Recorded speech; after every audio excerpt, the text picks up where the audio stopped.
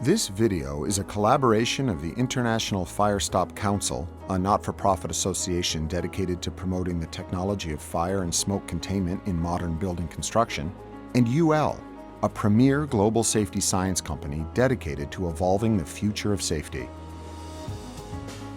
Structure fires have tremendous consequences. Proper understanding of fire containment standards can save lives. According to the National Fire Protection Association, in 2010, structure fires accounted for only 37% of fires, but 85% of civilian deaths and 84% of direct property damage.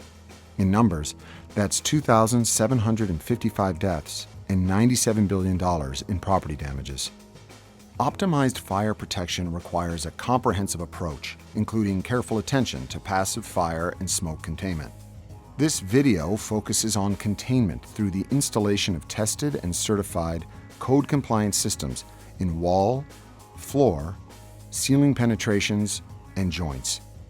It is critical to keep in mind that effective fire stopping requires accurate adherence to a precise combination of components and conditions that have been tested as a system to determine their fire resistance capacity. These listed firestop system components include the penetrated substrate, the size and material of the penetrating item, the size and shape of the penetration hole, insulating materials and sealant, and the quantity, type, and installation method for the full system. Deviation from any of a listed system's components severely compromises the overall effectiveness of the firestop. Incorrect firestop installations are unfortunately too common, and in the event of a fire, the consequences could include preventable, dangerous exposure to fire and smoke for egressing building occupants and responding firefighters, as well as excessive property damage. The test scenarios featured in this video were created in UL facilities and designed to simulate realistic room configurations and fire progression. Each scenario includes a matched set of penetrations and joints, one that is fire-stopped correctly using a UL-listed firestop design, and one that is fire-stopped incorrectly using an unrated design. All correct materials and installations represented in this video comply with UL 1479 for penetrations and UL 2079 for joints.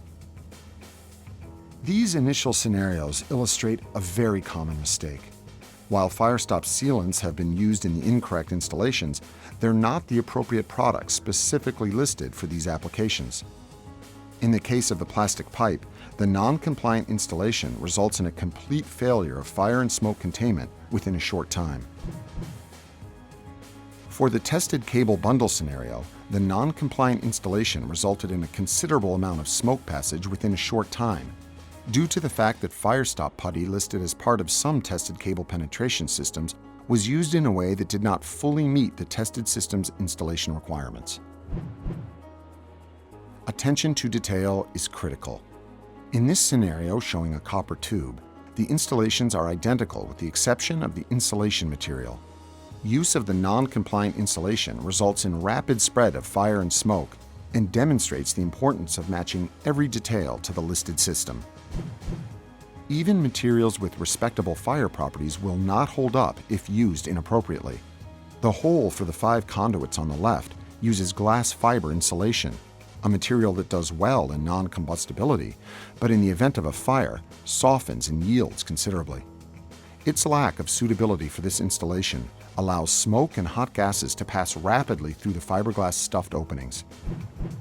The temptation to use materials already on hand, combined with lack of knowledge, can result in inadequate fire stopping. Here, a common foam-type sealant found at most construction sites is used to seal the pipe on the left. There are no tested and listed firestop systems using these common foam sealants for fire resistance. The foam sealant was completely burned away. On the right, a firestop system was installed in accordance with the system listing, and fire and smoke passage were completely prevented, as expected. The fire safety danger of using readily available materials far outweighs the convenience of using these materials.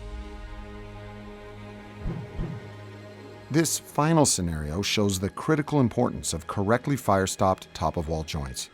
This schematic shows a plan view of the test setup. The compliant and non-compliant joints were located next to closed-in areas to simulate adjacent corridors, which are often critical for effective egress from a burning building. The non-compliant top-of-wall joint seals are ineffective and allow massive amounts of hot smoke to move through the unprotected joints, quickly filling the space on the non-fire side of the wall with smoke and hot gases. Conversely, the tested, listed, code-compliant joint seals are able to contain the combustion and protect the adjacent space. In this situation, safe egress would be possible.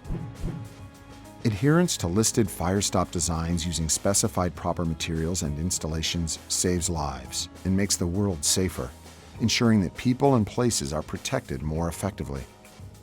Whether an architect involved in specification, a contractor involved in sourcing and installation, or an inspector whose job it is to recognize and improve compliant materials and installations, it's the responsibility of all involved in this process to be sure that they understand the importance of following listed systems and make it their business to comply with tested, code-compliant Firestop solutions. To learn more, contact the International Firestop Council, or UL.